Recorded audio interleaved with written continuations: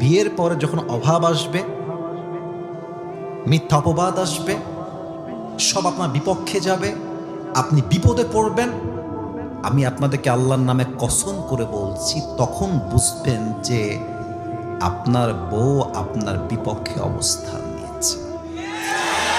এবং যেই মাকে, যেই বাপকে অবহেলা করেছেন, খাইতে দেন নাই, পড়তে দেন নাই, কল দেন নাই, যত্ন নেন নাই, সবচেয়ে খারাপ সময় আপনার বউ আপনার হাত ছাড়তে পারে, বাট বাপ মা আপনার হাত কখনো ছাড়বে না। নগর ভাড়া, আব্বা আম্মার ভালোবাসায় কোনো স্বার্থ হয় না, কোনো তুলনা হয় না। বউ বিপদে হাত ছাড়তে পারে, কিন্তু মা, যেই মা আপনাকে জন্ম দিয়েছে, এই মা কোনো পাশে বেইমানি করতে পারে না। যুবক ভাইরা, ঠিক কিনা বলো? আম্মা জান, আমি বুঝেছি আপনি যাওয়ার পরে পুরো দুনিয়াটা হচ্ছে স্বার্থের খেলা, এখানে স্বার্থ ছাড়া কেউ কাউকে ভালোবাসে না। আম্মা নাই, শেষ।